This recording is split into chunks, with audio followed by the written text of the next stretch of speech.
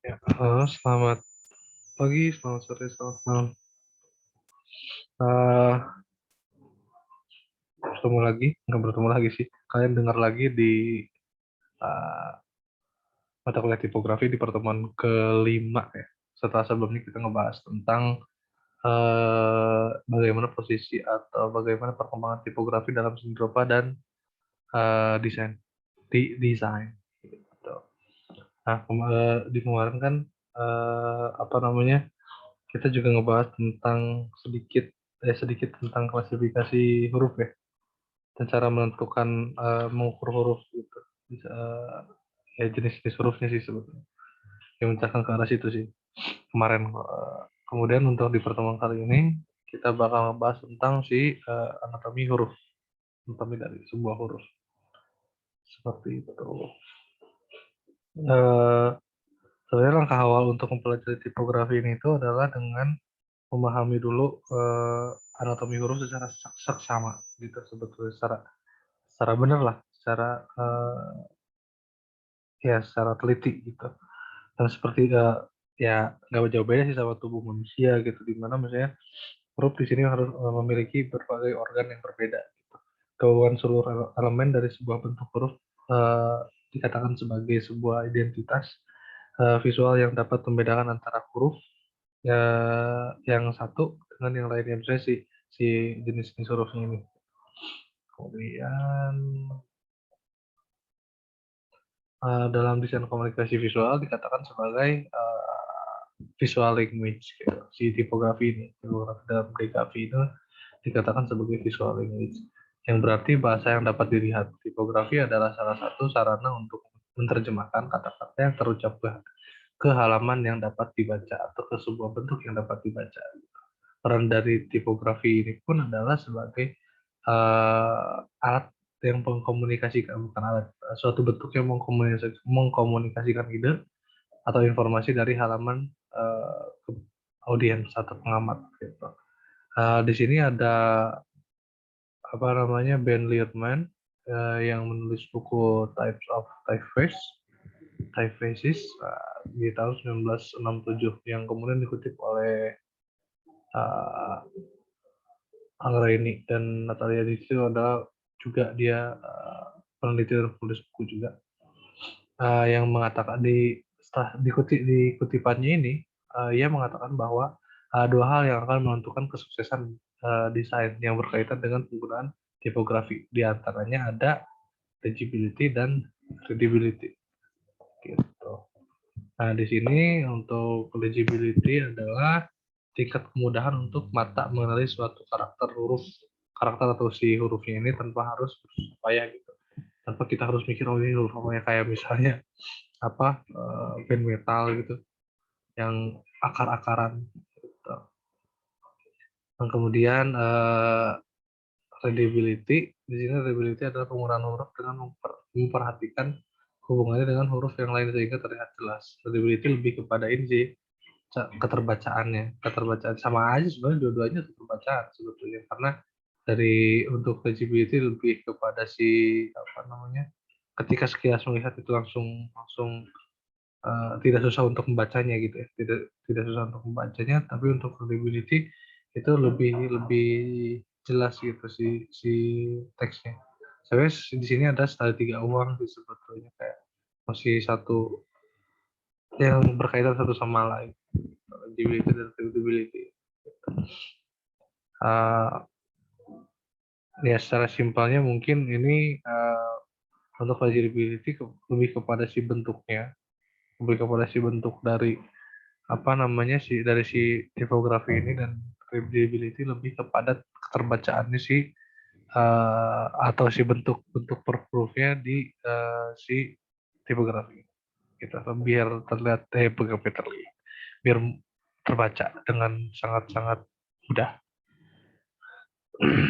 Itu kemudian tipografi ini sangat erat kaitannya dengan kaidah-kaidah persepsi visual yang tercakup dalam teori Gestalt, dari mulai anatomi huruf hingga penciptaan desain tipografi. Gitu. Nah, kemudian salah satu kaidah dari teori Gestalt yang disebut figure ground itu membuktikan bahwa keterbacaan dan estetika sebuah desain huruf terbentuk dari paduan bidang positif yang disebut figure dan bidang negatif yang disebut ground gitu. Nah, untuk di sini kan saya menggunakan sumbernya dari Xiaomi ya, bukunya dari Xiaomi. Di situ ia mengatakan kalau misal di huruf ini tuh ada istilahnya ada komponennya itu ada form sama counter form gitu. Nah, di sini untuk form sendiri itu adalah nama lain atau istilah yang sebagai asosiasi dari figure gitu ya, mana di situ adalah bidang positifnya. Nah, kemudian untuk counter form ini memang istilah dari pengganti istilah dari si ground. Gitu. Si ground ini tuh ada si counter form itu adalah bidang negatifnya. Gitu, yang mana di sini kita bisa melihat untuk contohnya. Untuk form ini ada bagian positifnya yaitu yang terisi dengan warna hitam ini. Kemudian counter form ini memang lebih kepada si bidang negatif dari sebuah lokan ini gitu. Dari apa namanya? Dari bentuk si hurufnya gitu. Kita bisa ngeliat aja sih sebetulnya untuk bidang-bidang negatifnya. Bidang negatifnya bisa terlihat gitu dari belahan ke depan ini dan kemudian negatifnya seperti apa gitu. Dan ini kenapa nih si bentuknya yang depannya lebih besar daripada yang atasnya misalnya, yaitu menentukan juga tadi apa namanya pertimbangan-pertimbangan dari bukan pertimbangan sih, menentukan legibility-nya dan readability-nya seperti apa yang kemudian si huruf ini bisa mudah dikenali gitu. Kemudian nah, kita ngebahas sedikit tentang teori Gestalt ya. Teori Gestalt ini sebetulnya dari psikologi sih sebetulnya karena pembentukan persepsi ya di sini sebetulnya. Uh, Gestalt adalah suatu teori yang menjelaskan bahwa proses persepsi atau upgrade persepsi melalui pengorganisasian suatu komponen-komponen yang memiliki hubungan, pola, dan juga kemiripan yang bersatu dalam menjadi satu kesatuan. Dan teori Gestalt ini memang ditemukan oleh 3 orang. Ada Kafka, Max Weber, dan Wolfgang Kohler. Mereka menyimpulkan bahwa seseorang yang cenderung mempersepsikan apa yang terlihat dari lingkungannya sebagai satu kesatuan yang utuh. Nah, itu sebetulnya ada base dari si teori Gestalt ini, psikologi Gestalt. Gitu. Karena di situ bermain persepsi dan kemudian mungkin kalau untuk saat ini bisa dikatakan juga seperti stereotip sih sebetulnya karena kan di sini mereka bukan pengembangan dari stereotip nih. Jadi mungkin lebih kepada si pengembangan dari pemikiran-pemikiran yang ada di lingkungannya gitu. Hasil analisis dari keadaan yang ada di lingkungan stereotip. Oh ya, pengembangan dari si pemikiran-pemikiran stereotip yang ada di satu lingkungan. Gitu. Jadi dijadikan satu kesatuan gitu. Dan ya itu bakal jadi stereotip. Coba-coba kita kita coba kita bikin bareng-bareng deh sebetulnya gini. Untuk si persepsi yang memang berasal dari si lingkungannya ini dan kemudian dijadikan satu kesatuan ini, apakah menurut kalian apakah apakah apa namanya relevan nggak sih untuk desain saat ini atau untuk penggunaan ini gitu deh, penggunaan teori Gestalt ini, penggunaan psikologi Gestalt ini relevan nggak sih menurut kalian untuk dijadikan base dalam membuat desain atau menjadi acuan dalam membuat desain? Itu bisa bisa nanti mungkin kalian pikirkan dan kita diskusi bareng aja sih untuk masalah itu. Kemudian ini ada komponen anatomi huruf. Komponen anatomi huruf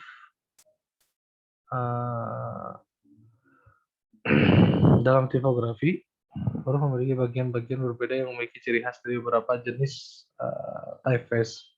Selain untuk dikenal dan dipahami, anatomi huruf merupakan salah satu langkah dalam mempelajari tipografi awal ya, mempelajari tipografi.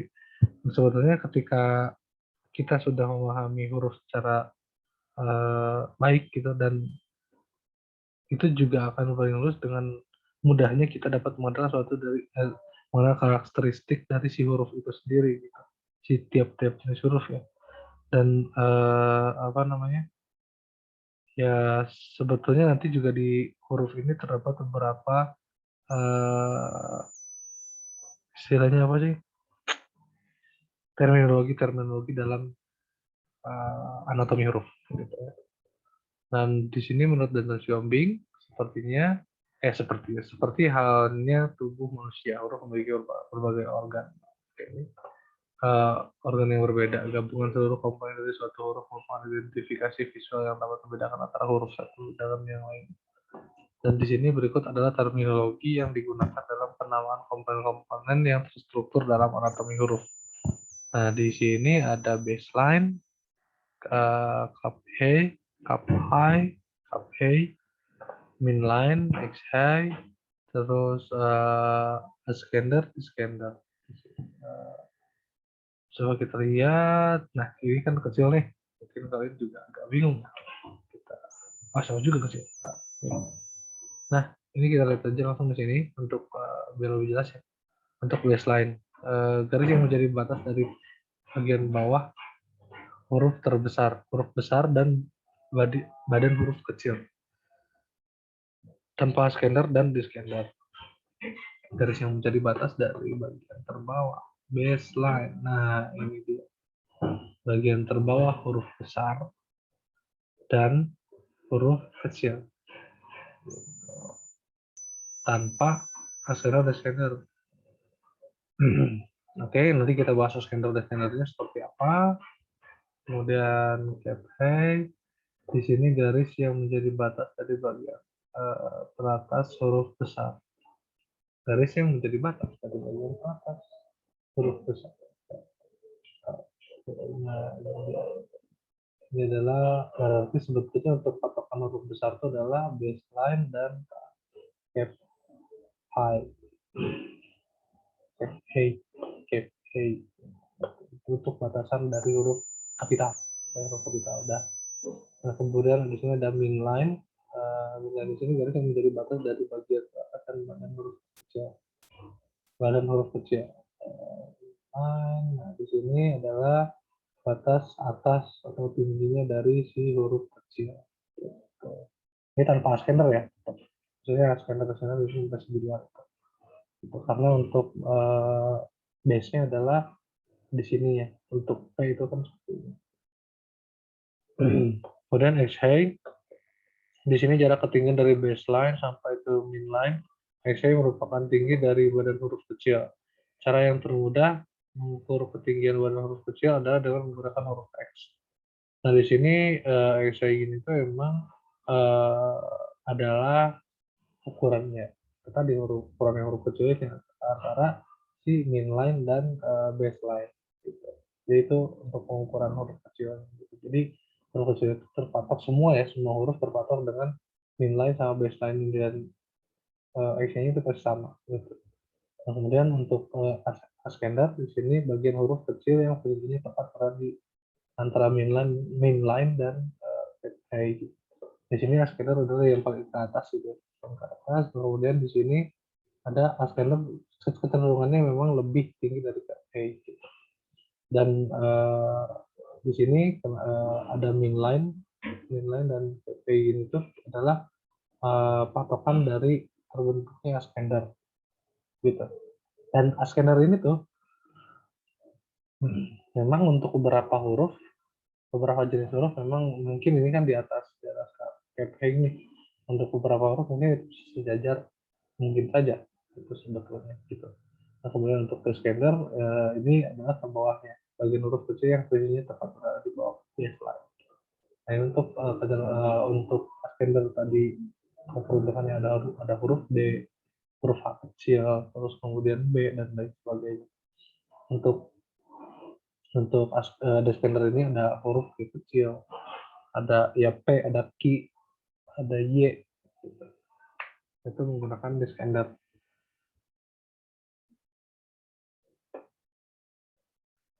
Ini mungkin semoga mengerti, dan ini untuk bagian lainnya ada di sini ada serif. Serif adalah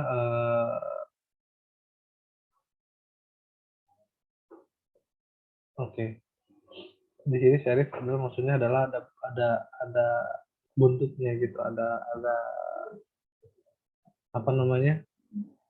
Ada kaitannya gitu, ada kaitnya di sini gitu. Ada kayak kakinya gitu. Kakinya tuh lebih lebih lebih lebar. Ini huruf bisa ditulisan serif dan serif ini. Nah, untuk yang berjenis serif itu bisa dibedakan dari si buntutnya ini. Untuk serif kan tidak ada buntut seperti ini. Gitu. Dan sini untuk stem.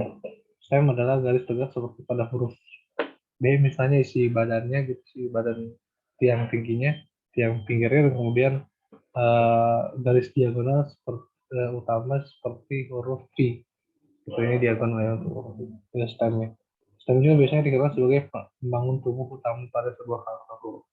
Atau base-nya sih sebetulnya ada, atau misalnya fondasinya lah untuk si stem ini. Kita di sini kita bisa melihat stemnya untuk huruf T. Bahkan di sini kan nama-nama aja untuk serif dan bentuk atasnya. Di sini ada apex, jadi penghubung paling atas dari sebuah platform, sehingga dua stroke bertemu dapat berbentuk bulat, tajam, langsung rata, atau turun dan lain-lain. Nah, sebetulnya si apex ini adalah semua ujung. Sebetulnya saya sebelumnya mengira bahwa si apex ini adalah ujung dari hanya huruf A, tapi ternyata memang ujung dari semua hurufnya ini. Yang itu itu tadi bisa berbentuk bulat, tajam atau lonjong, atau tumpul dan lain-lain. Yang penting itu adalah ujung dari sebuah huruf.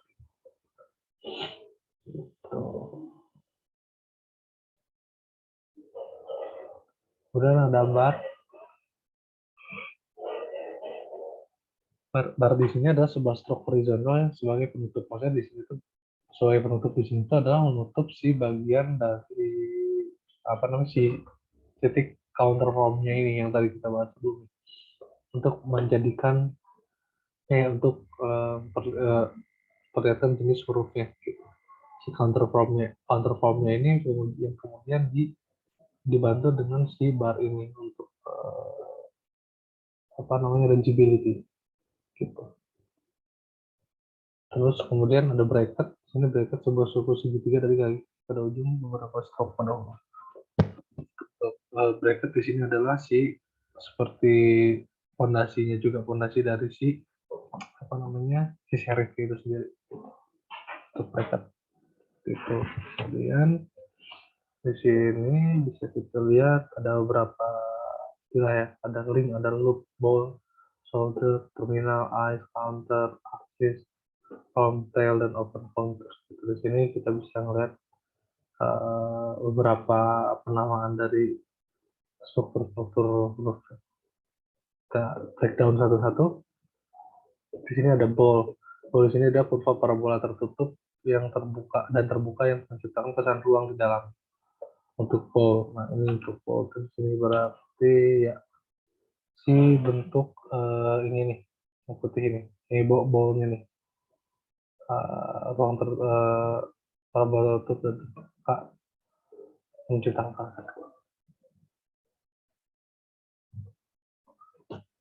Ya, seperti itu. Kemudian ada counter, bagian dari nah, berarti si counter ini itu adalah dalamnya dari si ball ini ketika si tadi di yang adalah kurva parabola yang tertutup atau dan terbuka. Dan di sini untuk counter ini sendiri penggunaannya ada counter ini ada ketika si ball ini atau ya kurva parabolanya tertutup gitu. Untuk terbuka sih enggak. Tapi sebenarnya itu masih bisa. Tapi itu bisa disebut ada hal lain nanti kita bahas. Nah, kemudian ada link di sini bagian bawah huruf yang memiliki kesan menopang huruf tersebut gitu. Seperti huruf K, huruf R, kemudian di sini ada gitu. Kemudian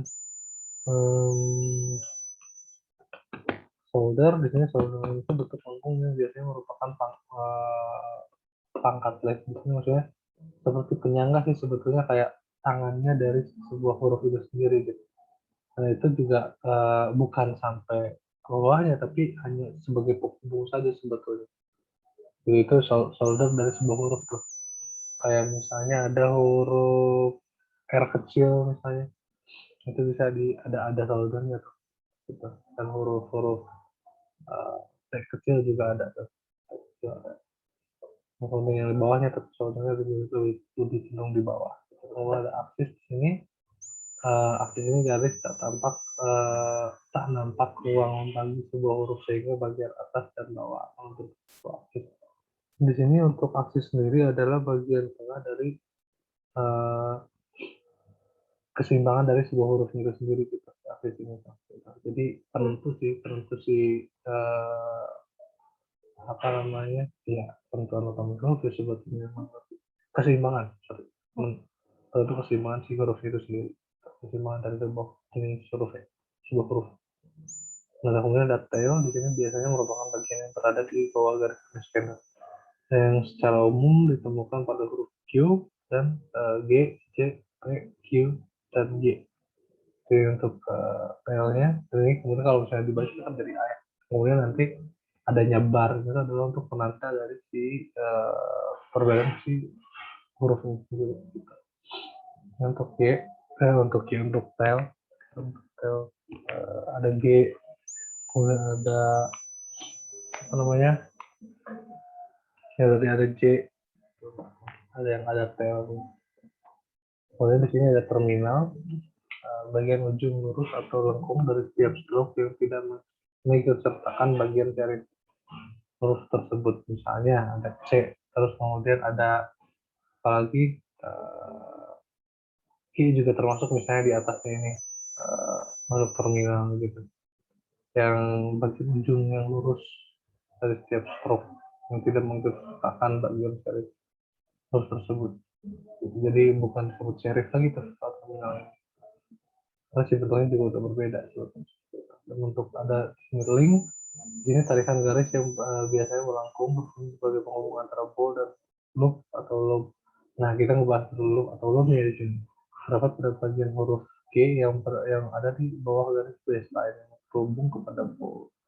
Nah untuk si penyelesaian di sini sebetulnya ini uh, bukan solder ya. Kalau misalnya solder itu lebih kepada dibentuknya apa namanya horizontal gitu.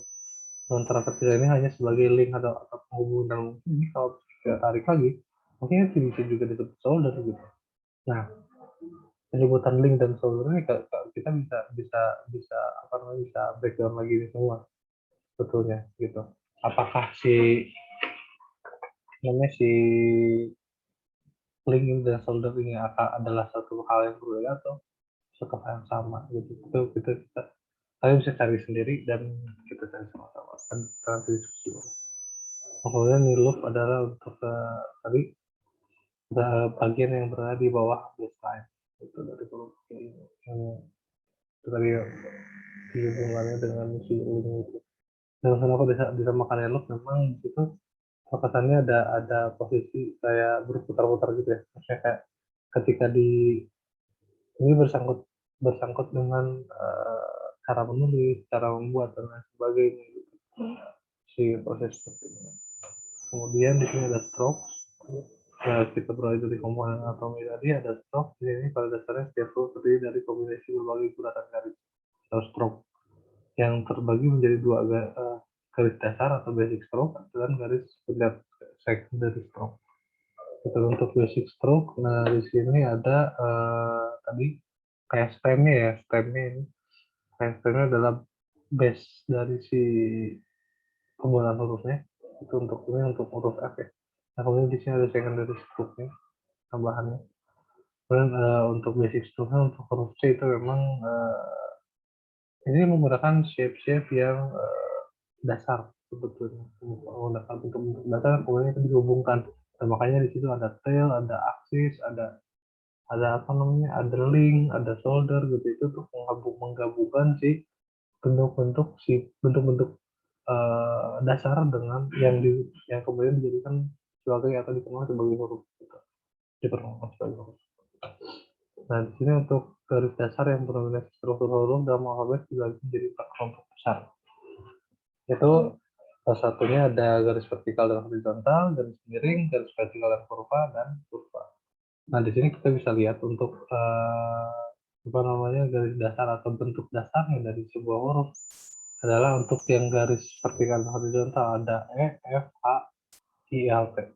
Itu yang menggunakan huruf-huruf yang menggunakan bentuk-bentuk yang vertikal dan horizontal. Kemudian yang menggunakan garis miring ada A, ada K, ada M, N, P, Z, X, Y, W. Kemudian untuk garis vertikal dan kurva ada P, T, G, J, P, R, U. Nah, itu untuk garis vertikal dan kurva. Ada kurva itu adalah lakungan-lakungan ya. Kemudian di sini total kurva ada C, ada O, ada Q, ada S. Itu lakungannya sangat-sangat banyak dibandingkan yang lainnya. Ini mungkin kalian langsung paham sih tentang formula ini. Di sini ada counter form. Counter form. Di sini ada bidang negatif. Ada dibagi 3 juga sebetulnya untuk bidang negatif itu sendiri. Di situ ada apa namanya bidang negatif lengkung, bidang negatif persegi 4, bidang negatif bersudut persegi 3. Gitu di sini untuk cek untuk bidang negatifnya, bidang bersudut lengkung ini bidang negatifnya. Ini ada B, ada C, ada D, ada G. Nah di sini semuanya balik lagi ke kita bisa nge-breakdown semua huruf jadi bentuk dasar, jadi shape bentuk ya shape yang basic shape lah gitu. Kita bisa melihat itu. Kemudian untuk bentuk negatifnya gitu, karena ini tidak mungkin kalau punya bentuk negatifnya kayak langsung bulat kemudian ada garisnya gitu, enggak. Ini hanya memenuhi apa tuh memberikan ruang kepada yang negatif. Jadi ini untuk N. Nah, seperti ini. Karena tadi kan penambahannya di sini ya untuk C gitu. Jadi ruang negatifnya memang seperti ini. Nah, kemudian ini huruf yang memiliki bentuk lengkung dan yang berlengkung dan segitiga lancip pada bagian teratas atau terbawah di badan huruf harus akan memiliki bidang lebih dibandingkan dengan huruf yang memiliki bentuk datar. Nah, kita bisa melihat dan kemudian apabila si beberapa huruf yang berbeda-beda ini dicetak secara berdampingan atau misalnya ya, dijadikan satu kata-kata gitu, maka akan terlihat seperti mereka seperti sama dan mungkin si anatominya akan lebih ya, terlihat lebih ya, terlihat ya. Di sini perbedaannya untuk kapital untuk untuk C ini kan memang di atas dari misalnya garis tadi apa namanya ada cup A itu dan ada baseline ada baseline gitu. Kemudian ini untuk lakukan seperti ini yang bersudut ini cenderung lebih ke bawah gitu ya. Contohnya bisa dilihat untuk Q dan M ini untuk sudutnya saja yang justru sampai ke bawah banget gitu. Seperti itu. Nah, ini untuk contoh-contohnya tipografi. Gitu. Sip. Oke. Terima kasih banyak. Kalau misalnya ada pertanyaan silahkan tanyakan langsung. Silahkan berkontak saja. Terima kasih banyak untuk tugasnya. Saya akan share di